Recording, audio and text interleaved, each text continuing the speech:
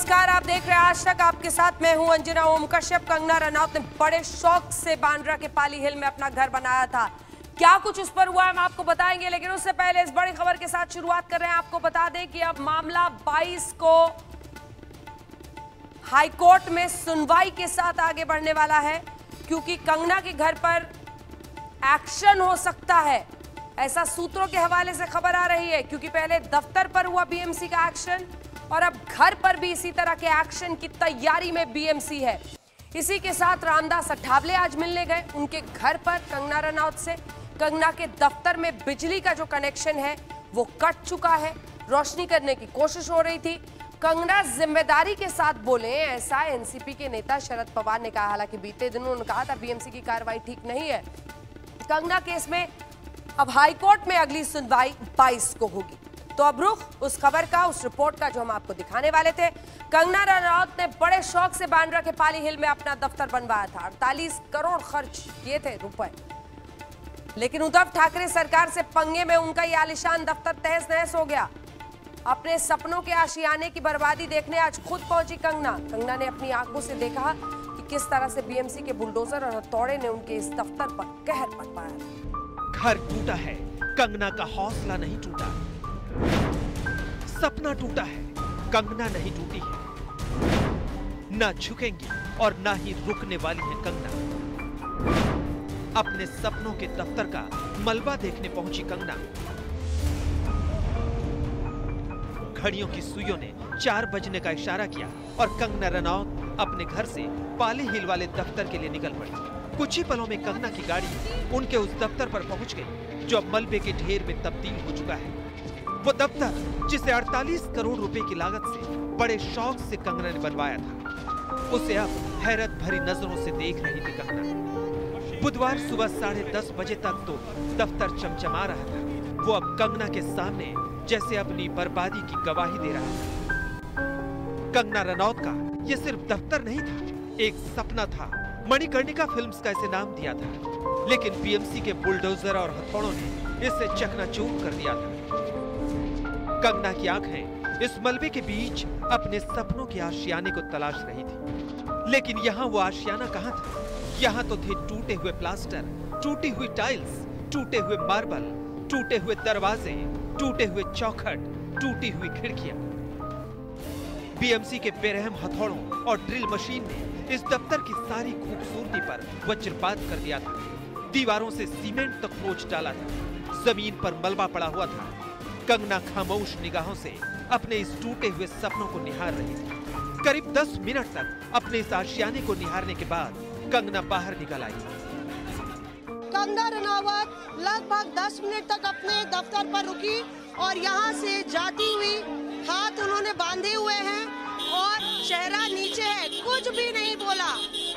सन्नाटे में वो चली गई हैं अपनी बहन के साथ। ये वो वक्त है जब कंगना को लग रहा होगा कि आज वो उसी चौखट पे आके खड़ी है जहाँ से उन्होंने अपना सफर शुरू किया था, क्योंकि बेहद आहत और निराश नजर आ रही है।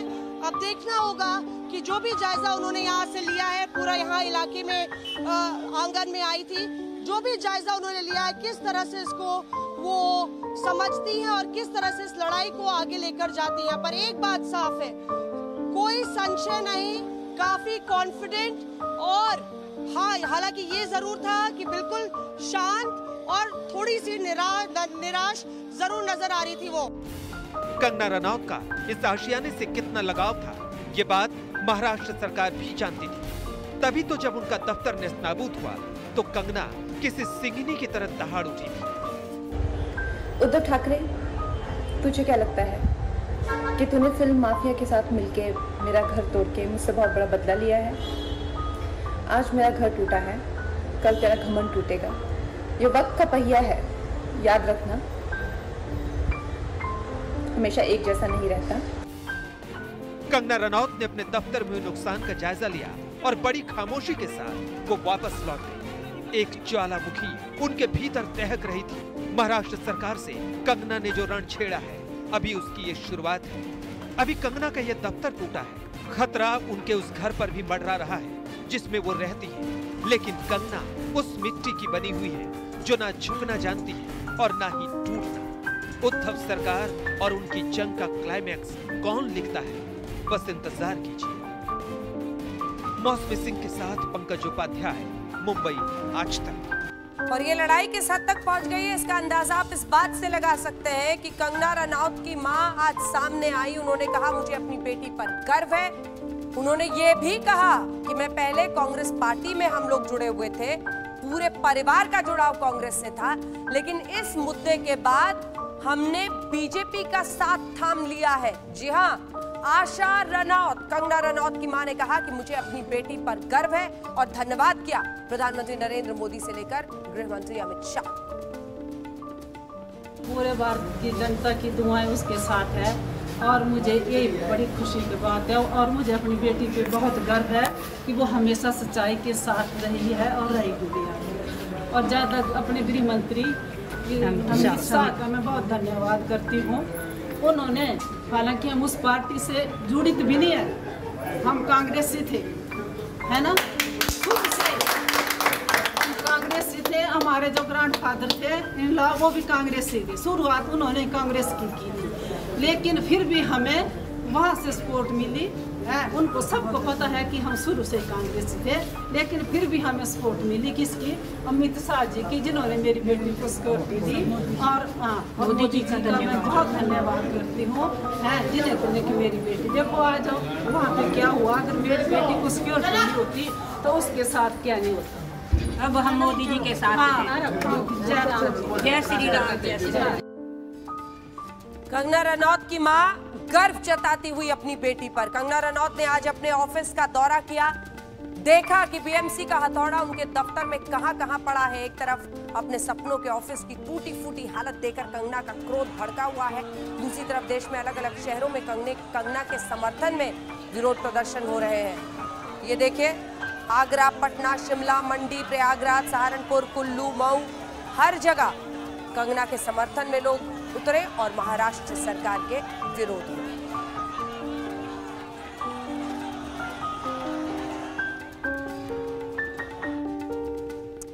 तो कंगना रनौत के समर्थन में देश के कोने कोने में कई शहरों में लोग सड़कों पर उतरे। कंगना के बोल पर महाराष्ट्र सरकार का बुलडोजर ऐसा चला कि अब शिवसेना का आक्रोश का सामना करना पड़ रहा है।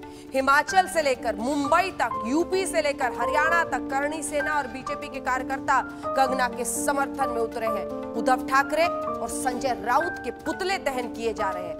देखिए कैसे कंगना के लिए सड़कों पर आज क्रोध दिखाई दे रहा है। बेटी उठ खड़ी होती है तभी विजय बड़ी होती। मुंबई में जंग तो छिड़ चुकी है।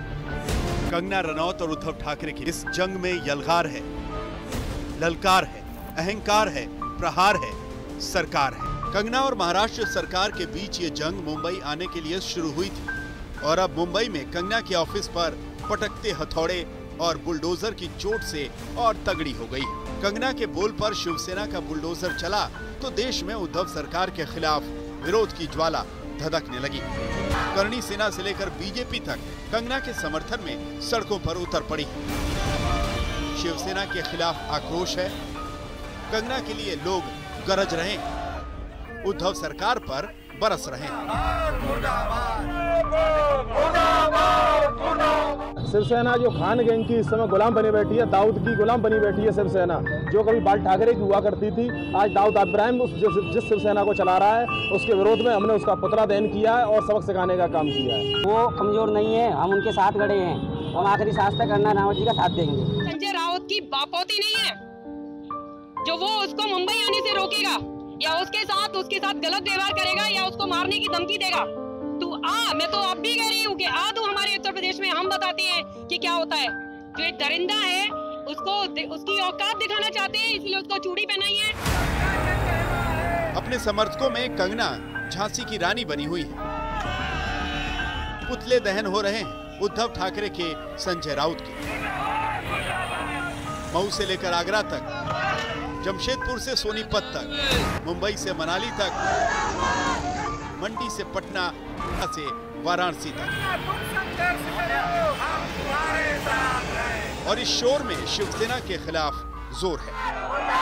बचपन से हमने भगवा झंडा देखा होगा, एक तो देखा होगा मंदिर पे, दूसरा देखा होगा बाला ठाकरे जी के साथ से। तो आज मुझे ये अनुभव आया, ये दिखा कि आज भगवा झंडा कहीं थी शिवसेना अपमान कर रही है, महिलाओं पे अन्याय कर रही है। वांट टू चैलेंज के संजय सवाल और ये जो शिवसेना सरकार है यहाँ से निकाली दी जाए, क्योंकि एक नारी के साथ, एक लड़की, हर देश की लड़की के साथ नाइंसाफी हो रही है।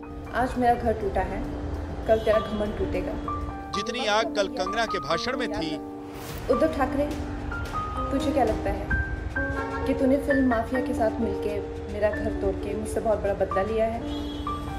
आज मेरा घर टूटा है, कल तेरा घमंड टूटेगा। उससे कहीं ज्यादा आग उनके समर्थकों में है। और उसके कल के बुलडोजर वाले कृत्य को देखते हुए आज हम लोग उनका पुतला फूके हैं उद्धव ठाकरे का, और उनसे हम इस्तीफा की बात करते हैं, वो इस्तीफा दें और माफी मांगे कि इस तरह का बदलापूर्वक कार्रवाई शासन में, सत्ता में रहते हुए गलत कार्रवाई कर रहे हैं। कंगना राउत के समर्थन में सड़क पर उतरे हैं अबू आजमी और संजय राउत को सबक सिखाने के लिए। ये देश काशी हो या कश्मीर की घाटी, सारा भारत एक है। ये सियासत है या नफरत, लेकिन जो भी है इंतहा, चाहे वो महाराष्ट्र सरकार के बुलडोजर की हो, कंगना के ऑफिस पर पटकते हथौड़ों की हो, या फिर करणी सेना और बीजेपी कार्यकर्ताओं की कंगना के समर्थन में चीख चिल्लाहट पर हो। इस प्रकार की बदले की भावना से प्रेरित होकर केवल मात्र एक इस महिला के विरुद्ध इस प्रकार की चुनौती देना कि तेरे को बॉम्बे में वापस आकर तेरे को अपना घर रहने को नहीं मिलेगा और उसको उखराट फेंकने की कार्रवाई करना, इसकी भरसक हम निंदा करते हैं, निंदनीय काम किया है। जिस प्रकार से कंगना रनावत का जो ऑफिस तोड़ा और पूर्व में भी कई ऐसी जघन्य अपराध हुए हैं, घटनाएं हुई है, इससे जो है वहाँ की जनता और जनता का विश्वास खो चुकी है। महाराष्ट्र की सरकार तुरंत उसको बंद किया जाए। कंगना के लिए इंसाफ की आवाज उनके गृह राज्य हिमाचल प्रदेश में सबसे पहले उठी। तस्वीरें हिमाचल प्रदेश के मंडी की हैं। यहाँ बीजेपी ने महाराष्ट्र सरकार के खिलाफ रैली निकाली। उद्धव सरकार और शिवसेना के खिलाफ आक्रोश कुल्लू वालों ने भी दिखाया। कुल्लू में सामाजिक संगठनों ने सड़कों पर आकर महाराष्ट्र सरकार के खिलाफ जमकर नारेबाजी की है। साथ ही साथ एसडीएम कुल्लू के जरिए राष्ट्रपति को ज्ञापन भी भेजा है।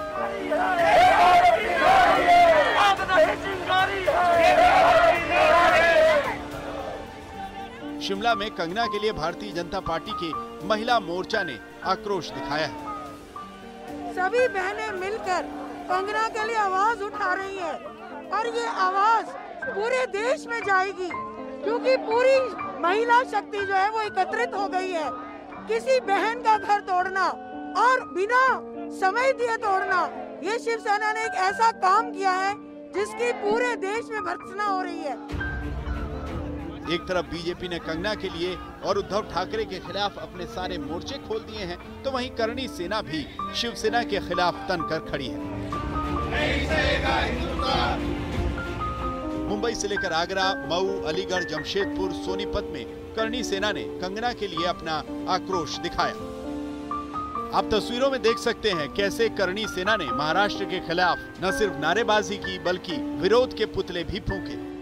अगर कंगना रनावत पर कोई भी उंगली खड़ी करी गई तो हम बिल्कुल कंगना रनावत के साथ हैं और हर नकारात्मक मानसिकता के लोगों को मुंह तोड़ जवाब दिया जाएगा। संजय राउत जो शिवसेना के सांसद हैं, सांसद को ये शब्द किसी हिंदुस्तान की लेडीज के लिए, सम्मानीय लेडीज महिला के लिए बोलने का हक नहीं है। कंगना रनौत मणिकर्णिका पर हुए हमले के बाद ट्विटर के तीर चला रही हैं, तो उद्धव ठाकरे ने भी सामना से कंगना पर वार किया है। जिस तरह से ये जंग चल रही है उससे तो यही लग रहा है कि ये लंबी चलने वाली है, क्योंकि ना तो कंगना चुप रहने वाली हैं और ना ही उद्धव ठाकरे झुकने वाले हैं। आज तक ब्यूरो। कोई एक कदम पीछे नहीं हट रहा। आक्रोश की ये पूरी कहानी आज किस मकाम पर आप देख रहे हैं, लेकिन हम आपको आइए बताते हैं बीएमसी ने कोर्ट में क्या कहा और क्या कहा कंगना के वकील ने। जी हाँ, एक तरफ बीएमसी ने जो बॉम्बे हाई कोर्ट में अपनी बात रखी, तो बीएमसी ने अपना पक्ष रखा। कंगना के वकील ने कहा ये रिहायशी बिल्डिंग थी, स्टाफ वहां पर रहता था। बीएमसी ने कहा बिल्डिंग का कमर्शियल इस्तेमाल हो रहा था। ये जो पाली हिल का पूरा इलाका है दरअसल यहाँ पर रेसिडेंशियल एरिया है और इसीलिए इस पॉइंट को बीएमसी ने उठाया है। कंगना के वकील कह रहे हैं कई सारे तथ्य ऑन रिकॉर्ड लाने की जरूरत है इस पूरे मामले में, टाइम दीजिए। बीएमसी ने कहा कोर्ट के आदेश के बाद काम रोक दिया गया है, अभी हम कुछ नहीं कर रहे हैं, वो भी कुछ ना करे, मुझे वक्त चाहिए। जब कहा कंगना के वकील ने जो मेरे पॉइंट्स हैं, अभी क्लाइंट वापस आई है मुंबई, तमाम पॉइंट्स मुझे बनाने हैं। बीएमसी ने कहा कि ठीक है लेकिन ध्यान दिया जाना चाहिए कि घर में कोई बदलाव ना। कंगना के घर में बिजली पानी नहीं आ रहा, ये कंगना के वकील ने कहा। तो बीएमसी की तरफ से कहा गया अवैध निर्माण गिराया गया है, नियमों के तहत ही कार्रवाई हुई है। तो ये दोनों तरफ के आपने तमाम जो पक्ष थे और जो दलीलें दी गई थी वो सब कुछ सुन लिया है। हिमाचल की बेटी के लिए पूरा हिमाचल प्रदेश खड़ा है और उद्धव सरकार को कोस रहा है। आइए अब आपको सुनाते हैं हिमाचल प्रदेश के मुख्यमंत्री जयराम ठाकुर से एक्सक्लूसिव बातचीत। देखिए, जो भी चल रहा है ये दुर्भाग्यपूर्ण है और हिमाचल प्रदेश की भावनाएं जो है निश्चित रूप से इसमें आहत हुई है। एक बेटी जिसने हिमाचल प्रदेश का नाम रोशन किया है, फिल्म जगत में बहुत अच्छा काम किया है, उन्होंने अपनी भावनाएं व्यक्त की, अभिव्यक्ति की इजाजत तो सबको है और उस दृष्टि से मुझे लगता है कि इस विषय को इस स्तर पर ले जाना, ऐसे इस तरह से इस सारे विषय को देखना वो उचित नहीं लग रहा था, वाजिब नहीं लग रहा था। ऐसी परिस्थिति में पूरे हिमाचल प्रदेश में जन भावनाएं जो है उसी रूप में है जिस प्रकार से पूरे देश भर में सब लोग जो है इस वक्त कंगना रनावत के पक्ष में खड़े होते दिख रहे हैं, चाहे वो सोशल मीडिया है चाहे इलेक्ट्रॉनिक मीडिया है, सब जगह इस बात को कि महाराष्ट्र की सरकार ने गलत तरीके से सारे मामले को लिया है, इसको इस तरह से करने की आवश्यकता बिल्कुल भी नहीं। लेकिन बहुत सारे लोग कह रहे हैं कि कंगना रनावत लगातार उकसा रही थी और अब भी उकसा रही है क्योंकि उसके पीछे बीजेपी का हाथ है। क्या आप मानते हैं इस बात? बिल्कुल भी। देखिए, ऐसे है कि आज तो पूरे देश का बहुत बड़ा वर्ग जो है जो इस सारे विषय को लेकर के अपनी अभिव्यक्ति जिस रूप में कर रहा है वो वर्ग जो है आज कंगना के साथ दिख रहा है। जब शुरू के दौर में ऐसी परिस्थिति नहीं थी, जब उन्होंने सीधी से अपनी कुछ अभिव्यक्ति की और उस अभिव्यक्ति पर महाराष्ट्र के एक वरिष्ठ मंत्री ने बहुत तीखी टिप्पणी की। ऐसा लगता था कि महाराष्ट्र में सब लोग दुनिया के देश के जो है वो जा नहीं सकते हैं, रह नहीं सकते हैं, काम नहीं कर सकते हैं, वहां पर जो है वो इजाजत लेकर के जाने की आवश्यकता है। इस प्रकार से उन्हें जो है उनकी जो धमकी भरी जो आवाज थी, जो बात थी, उसके प्रति स्वाभाविक रूप से उनका रिएक्शन था और उस रिएक्शन के चलते आज परिस्थिति कहां से किस प्रकार से आगे बढ़ी आपने खुद देखा होगा कि उस हिमाचल की बेटी का अपना छोटा सा आशियाना वहां पर मुंबई में जहां वो काम करती थी, उनका ऑफिस वो तोड़ दिया गया। लाखों की तादाद में गैर तरीके से वहां पर, गलत तरीके से वहां पर जो है कंस्ट्रक्शन हुई पड़ी है, लेकिन एक ही नाम के साथ जुड़ा हुआ वो विषय क्यों चुना गया? ठाकुर साहब, हिमाचल में भी बहुत सारे ऐसे अवैध कंस्ट्रक्शन होंगे जिन पे सरकार की नजर जाती होगी और सरकार के ऊपर दबाव रहता होगा कि इन पे कार्रवाई की जाए और मौका आने पे सरकार जब तक करती भी होगी कार्रवाई फिर उगाते होंगे। लेकिन आप ऐसे कोई बड़े कद की वीवीआईपी किसी और राज्य की बेटी के आशियाने पर अपने यहाँ कार्रवाई कर देंगे कानून के तहत, तो आप भी तो जस्टिफिकेशन देंगे ना कि कानून ने कहा, नियम है, उसका उल्लंघन था इसलिए हम कार्रवाई कर रहे हैं। क्या आपको लगता है कि प्रेस कॉन्फ्रेंस करने के बजाय आप अगर वाकई हिमाचल की बेटी के तौर पे उनके साथ खड़े हैं तो आप उद्धव ठाकरे से फोन करके बात कर ले? देखिए, सारी बातों को लेकर के मैं बहुत ज्यादा उसमें कहना नहीं चाहता। मैं सिर्फ एक बात जरूर कहना चाहता हूं कि हिमाचल की बेटी होने के नाते जो हमने उचित समझा हमने वही किया है। नंबर 1, उन्होंने कहा कि मुझे मुंबई जाना है, मैं महसूस कर रही हूं कि वहां पर जाने से पहले हमको सुरक्षा मुहैया करवाई जाए। हमने अपने पुलिस के अधिकारियों के साथ बातचीत की, उनके पिताजी ने लिख करके दिया और लिख करके ये कहा कि हमारी बेटी असुरक्षित महसूस कर रही है, ऐसे में उनकी सुरक्षा के लिए मदद आप करिए। तो स्वाभाविक रूप से हमने आज से पहले भी एक नहीं और भी बहुत सारे लोगों को इस प्रकार की सुरक्षा दी है, जहां किसी व्यक्ति को ऐसा लगता है कि हमको सुरक्षा की आवश्यकता है और उसको हमारा एक मैकेनिज्म है जो स्टेट की ओर से, जो उसमें उस थ्रेट परसेप्शन को जो है उसको असेस किया जाता है। उसका असेसमेंट होने के बाद हमने उनके निवास मनाली में जो उनको सुरक्षा दी, लेकिन इसी बीच में केंद्र सरकार ने भी सारी बात को लेकर के महसूस किया कि उनकी सुरक्षा आवश्यक है और हमारी ये जिम्मेवारी बनती है, और केंद्र सरकार की सीआरपीएफ की जो है एक टीम जो है कमांडो की उनकी सुरक्षा में मुहैया कराई गई और Y+ कैटेगरी की उनको सुरक्षा दी। तो पूरी तरह से सियासी ये लड़ाई बन गई है। इसके संकेत साफ है, कह रहे हैं महाराष्ट्र सरकार ने बेटी का अपमान किया है। हिमाचल प्रदेश की बेटी हो गई, वहां महाराष्ट्र सरकार की अपनी पॉलिटिक्स है। तो आइए अब आपको दिखाते हैं, उद्धव ठाकरे सरकार के इशारे पर भले ही बीएमसी ने कंगना का दफ्तर तोड़ डाला, लेकिन इससे कंगना का हौसला नहीं टूटा है। कंगना अब खुलकर इस कुरुक्षेत्र में आ गई हैं। कंगना ने ताबड़तोड़ ट्वीट में शिवसेना को सोनिया सेना कह दिया। उद्धव ठाकरे के बहाने वंशवाद पर भी उन्होंने करारा वार किया, कहा वंशवाद के नमूने हैं। इधर उद्धव इस मामले में अकेले पड़ गए हैं, जबकि कंगना को बीजेपी समेत कई और दलों का समर्थन मिलता है। शाखों से टूट जाएं वो पत्ते नहीं हैं हम, आंधी से कह दो कि औकात ठन गई है। जी हाँ, महाराष्ट्र के उद्धव ठाकरे सरकार की एक मर्दानी से ठन गई। जंग आर पार है, एक तरफ मर्दानी कंगना रनौत तो दूसरी उद्धव ठाकरे। ये जो क्रूरता और ये जो आतंक है, अच्छा हुआ ये मेरे साथ हुआ, क्योंकि इसके कुछ मायने हैं। जय हिंद, जय महाराष्ट्र। आज भी कंगना की अलगार सुबह से जारी रही। उद्धव ठाकरे का बिना नाम लिए कंगना ने वंशवाद को लेकर उद्धव के खिलाफ करारा ट्वीट किया।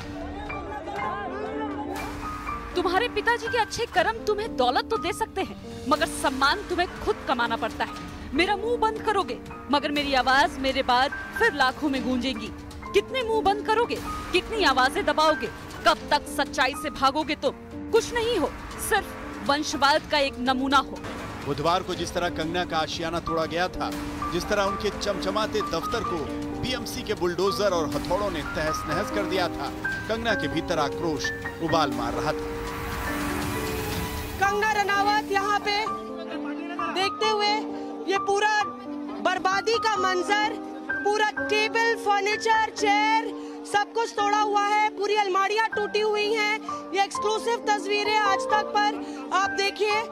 उनकी मैनेजर भी उनके साथ है, उनकी बहन भी उनके साथ है, और कंगना रनावत यहाँ पे एक दिन बाद, मुंबई पहुंचने के एक दिन बाद यहाँ पे पूरे इलाके में जो ये पैंट्री जिसको बीएमसी ने कहा इसकी अनुमति नहीं है। अब जो हनुमान जी की मूर्ति है, संकट मोचक, उनके संकट मोचक है राम मंदिर।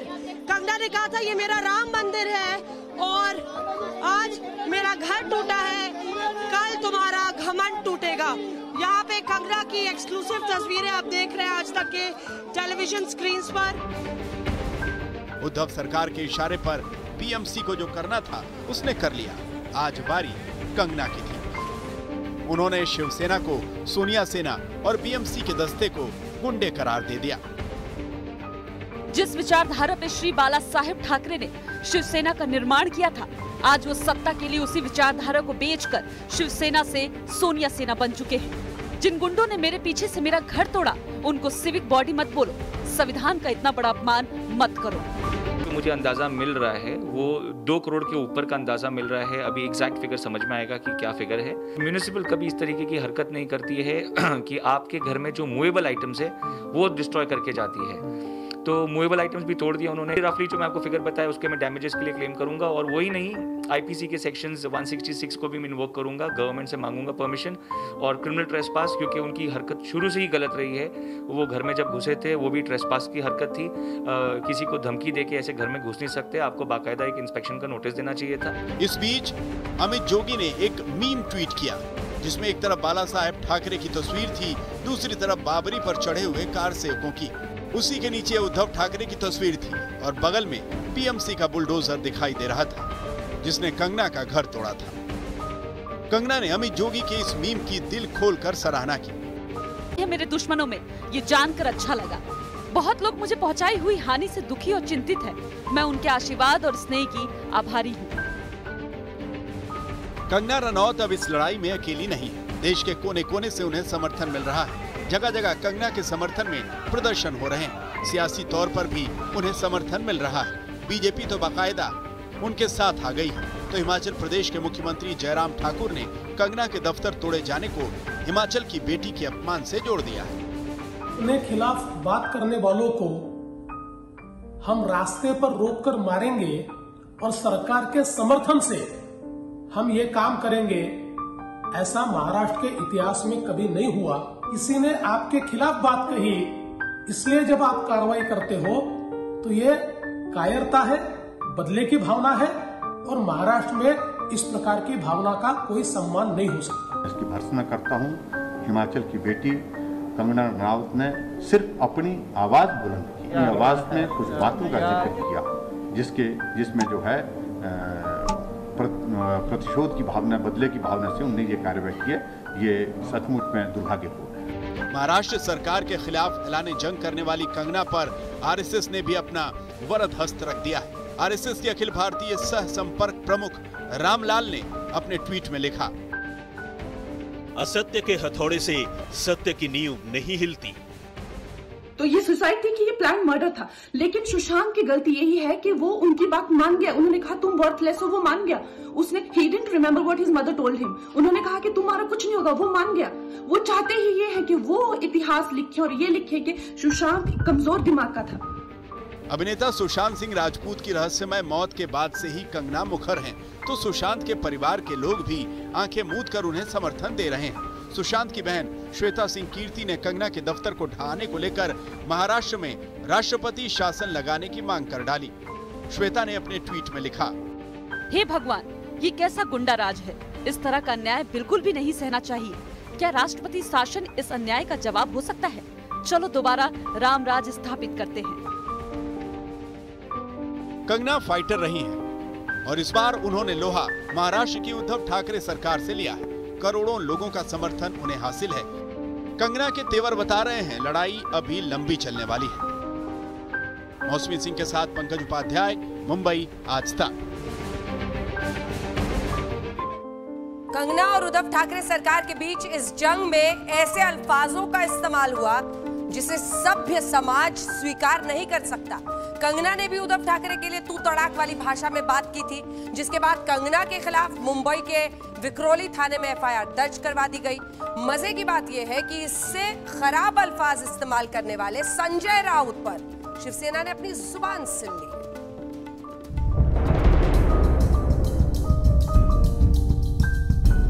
आपने मुझे कहा कि मैं एक हरामखोर लड़की हूं। तू हरामखोर है, यानी तू बहुत नॉटी है। कंगना रनौत और महाराष्ट्र सरकार की जंग में शब्द अपनी मर्यादा लांघने लगे। संजय राउत जी, आपने मुझे कहा कि मैं एक हरामखोर लड़की हूं। दिग्गज नेताओं के मुंह से अब शब्दों की बारिश होने लगी। हमारे महाराष्ट्र में हम जब बात करते हैं तो हम यानी तू बहुत नॉटी है, नॉटी, और दूसरा है कि बेईमान है। कंगना और उद्धव सरकार की लड़ाई में सिर्फ कंगना का घर ही नहीं टूटा, इससे पहले शब्दों की मर्यादाएं भी जमकर टूटी। शिवसेना नेता संजय राउत ने कंगना रनौत को हरामखोर कहा था। बदले में कंगना ने भी हरामखोर शब्द का इस्तेमाल किया था, जिस पर सियासत भी गरमाई हुई है। हरामखोर मतलब शिष्टाचार, तू कहने पर एफआईआर। बाला साहब वीर पुरुष थे, सदा किया सब पर उपकार, हिंदू हृदय पर राज किया, नमन तुम्हें है बारंबार। उनके नाम पे सत्ता पाकर भूल गए तुम अपना आधार, जिनसे लड़ी सदा शिवसेना आज खड़ी है उनके ही द्वार। सुनो उद्धव, सुनो आदित्य, सुनो राहुल और शरद पवार, फिर गुंडा युग लौट रहा है, होगा मुंबई में हाहाकार। पूरा देश देखे नौटंकी, एक नारी पर अत्याचार, धमकी दी और ऑफिस तोड़ा, क्या इसको कहते हैं सरकार? हे मुमरा देवी, सिद्धि विनायक, दया करो है अपरंपार। हरामखोर मतलब शिष्टाचार, तू कहने पर एफआईआर, तू कहने पर एफआईआर। कंगना रनौत ने 4 सितंबर को अपने एक ट्वीट में लिखा था, किसी के बाप का नहीं है महाराष्ट्र, महाराष्ट्र उसी का है जिसने मराठी गौरव को प्रतिष्ठित किया है। और मैं डंके की चोट पे कहती हूँ, हाँ मैं मराठा हूँ, उखाड़ो मेरा क्या उखाड़ोगे।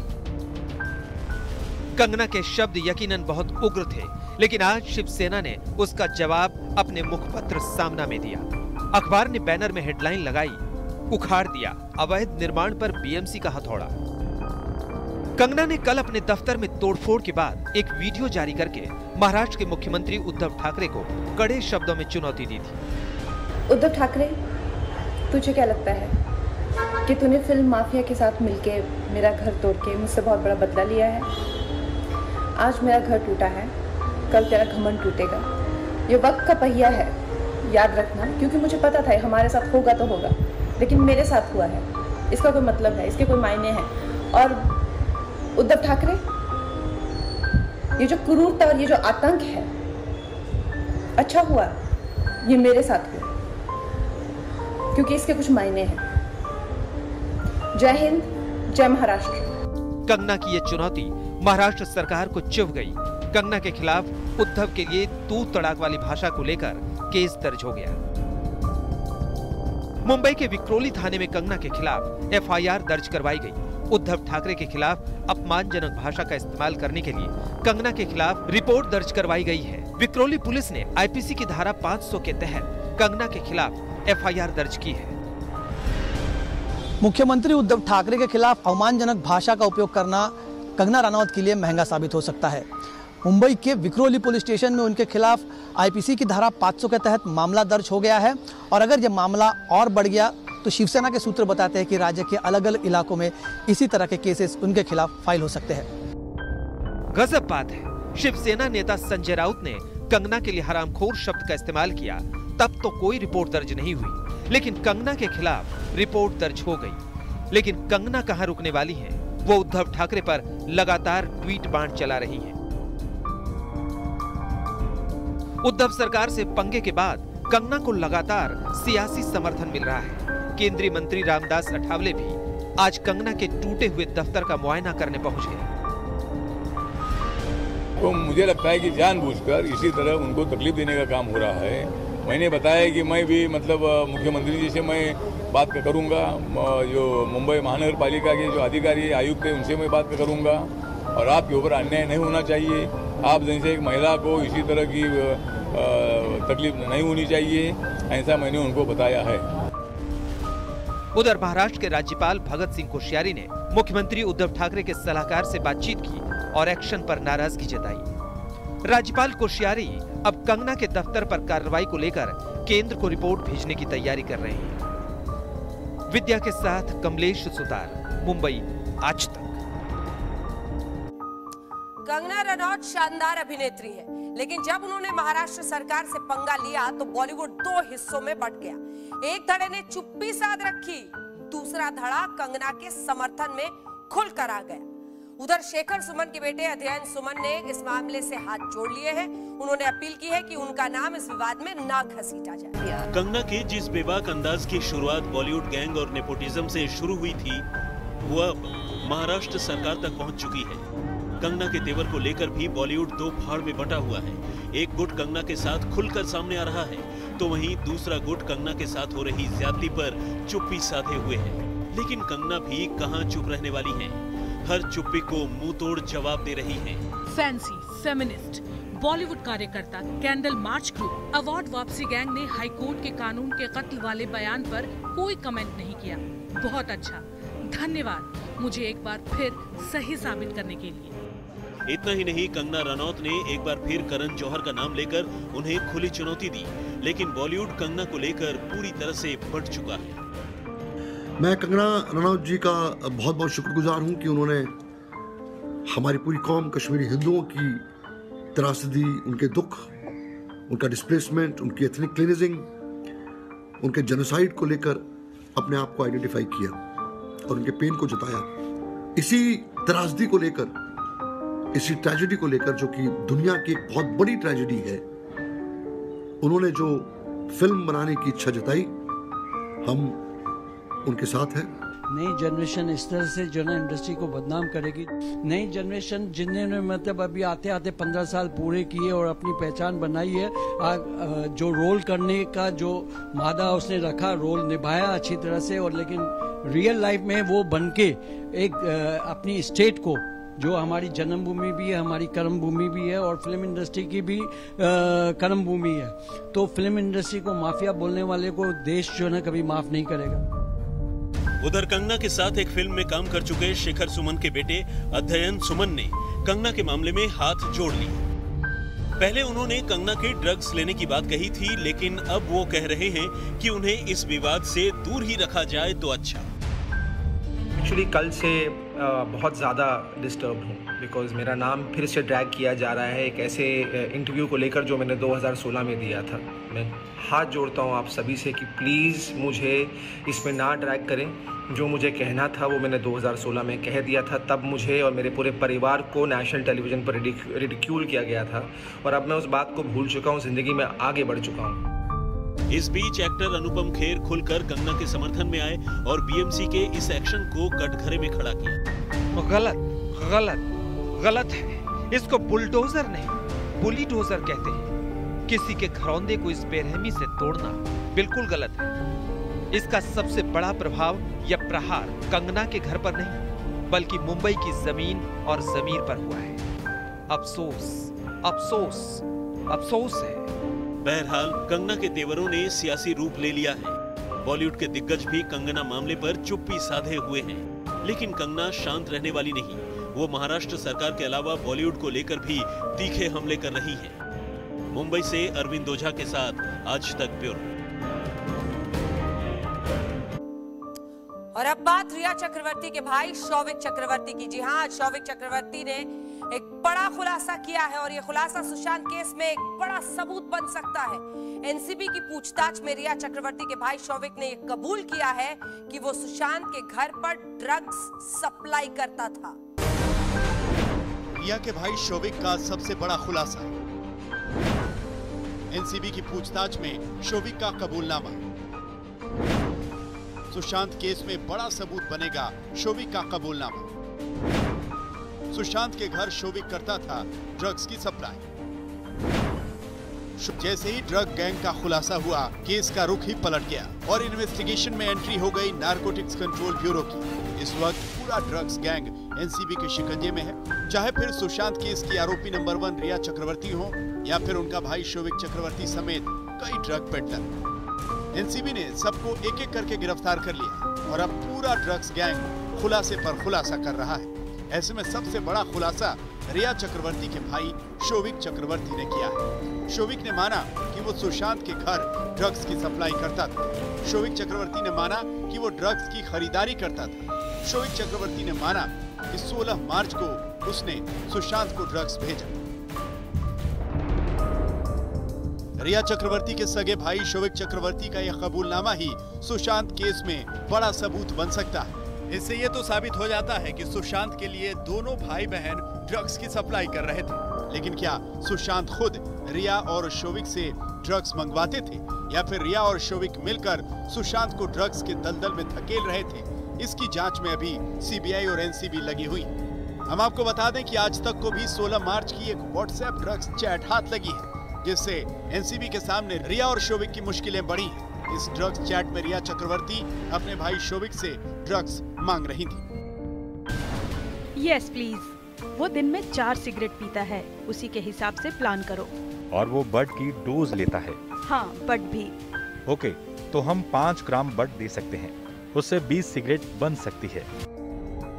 एनसीबी से शौविक चक्रवर्ती ने कहा कि मैंने बट के लिए दोस्त अब्दुल बासित परिहार से संपर्क किया और फिर रिया और सैमुअल को बट के रेट की जानकारी दी, क्योंकि सैमुअल मिरांडा सुशांत के घर के मैनेजर हुआ करते थे। फिर सैमुअल ने बासित परिहार से संपर्क किया, बासित ने जैद का नंबर दिया और दूसरे दिन यानी 17 मार्च को बट पहुंचा दिया गया। आज तक के पास मौजूद है रिया चक्रवर्ती के भाई शौविक चक्रवर्ती का वो बयान जो उसने एनसीबी के सामने 67 एनडीपीएस एक्ट में दिया था। शौविक चक्रवर्ती ने अपने बयान में खुलासा किया है कि वो कई बार सुशांत सिंह राजपूत के घर पर ड्रग पहुंचा चुका था। सिर्फ शौविक ही नहीं बल्कि सैमुअल मिरांडा, दीपेश सावंत भी सुशांत के घर पर ड्रग्स पहुंचाते थे। लेकिन जो सबसे बड़ा खुलासा किया है वो किया है अपनी बहन के खिलाफ, जिसमें उसने बताया है कि ड्रग्स के लिए पैसे रिया चक्रवर्ती देती थी, कभी अपने क्रेडिट कार्ड से तो कभी अपने डेबिट कार्ड से। शोविक चक्रवर्ती ने कहा कि मुझे याद है कि 15 अप्रैल को सैमुअल मिरांडा ने मुझसे व्हाट्सएप पर संपर्क किया और सुशांत सिंह राजपूत के लिए ड्रग्स की आपूर्ति के लिए कहा और इसके लिए दीपेश सावंत ने भी मुझसे संपर्क किया। मैंने अपनी बहन रिया के साथ भी इस संबंध में बातचीत की। ड्रग के लिए मैंने फिर से बासित से संपर्क किया। शोविक ने कहा कि बासित ने उसे बताया था कि वो अपने दोस्त के जरिए हैश सप्लाई करता है। मनीष पांडे के साथ अरविंद ओझा, मुंबई आज तक। आपने शोविक चक्रवर्ती का कबूलनामा सुना, अब बात रिया चक्रवर्ती की। जी हाँ, रिया को गिरफ्तार हुए आज तीसरा दिन है। पहली रात रिया चक्रवर्ती के एनसीबी के दफ्तर में कटी, जबकि दूसरी रात भाईकला जेल में। ऐसे में रिया चक्रवर्ती के वकील रिया को जमानत दिलाने के लिए कोशिशों में लगे हुए हैं। आज रिया की तरफ से जो जमानत याचिका दी गई उसमें एनसीबी पर कई आरोप भी लगाए गए। लहराती, पल खाती, इठलाती, इतराती रिया चक्रवर्ती की अदाएं आपने देखी। जी हां, बॉलीवुड में रिया चक्रवर्ती ने भले ही कोई हिट फिल्म ना दी हो, लेकिन सुशांत की गर्लफ्रेंड बनकर वो संवरने लगी थी। लेकिन सुशांत की मौत ने रिया चक्रवर्ती को सलाखों के पीछे डाल दिया। सुशांत केस में रिया चक्रवर्ती आरोपी नंबर 1 बन गई और अब रिया चक्रवर्ती की रातें जेल में कट रही हैं। उनके वकील जमानत की कोशिशें कर रहे हैं, लेकिन जमानत नहीं मिल रही है। आज हम आपको दिखाएंगे कि रिया चक्रवर्ती की पहली रात भाईखला जेल में कैसे कटी और कौन से बैरक में रिया चक्रवर्ती को रखा गया है। लेकिन उससे पहले आपको बताते हैं, एनसीबी ने मंगलवार को रिया चक्रवर्ती को गिरफ्तार किया था। आज रिया चक्रवर्ती ने कोर्ट से जमानत मांगी और अपनी जमानत याचिका में एनसीबी पर आरोप भी लगाया। रिया चक्रवर्ती की जमानत याचिका में कहा गया कि एनसीबी ने उन पर आरोप स्वीकार करने के लिए मजबूर किया। सत्र अदालत में उनकी तरफ से कहा गया कि उन्होंने कोई अपराध नहीं किया है और उन्हें इस मामले में फंसाया जा रहा है। इसके जवाब में एनसीबी ने कहा कि रिया को फिलहाल जमानत देना उचित नहीं, क्योंकि अभी भी इस मामले की जांच जारी है। रिया से जो पूछताछ की गई है उसी के आधार पर एनसीबी अपनी जांच को आगे बढ़ा रही है। रिया एक बड़े ड्रग नेटवर्क का हिस्सा रही है। अब रिया की जमानत अर्जी पर कल फैसला होगा। सुशांत केस में जुड़े ड्रग्स कनेक्शन में रिया को 22 सितंबर तक न्यायिक हिरासत में भेजा गया है। रिया चक्रवर्ती मुंबई की भाईखला जेल में बंद है। बुधवार को सुशांत सिंह राजपूत केस में मुख्य आरोपी रिया चक्रवर्ती की मुंबई की भाईखला जेल में पहली रात कटी। इसी के साथ स्पेशल रिपोर्ट में इतना ही। देखते रहिए आज तक। नमस्कार, मैं हूं अंजना ओम कश्यप। हमें उम्मीद है ये वीडियो आपको पसंद आया होगा। लेटेस्ट खबरों के लिए यूं ही देखते रहिए आज तक और इस वीडियो के पसंद आने पर लाइक, शेयर एंड सब्सक्राइब करना ना भूलें।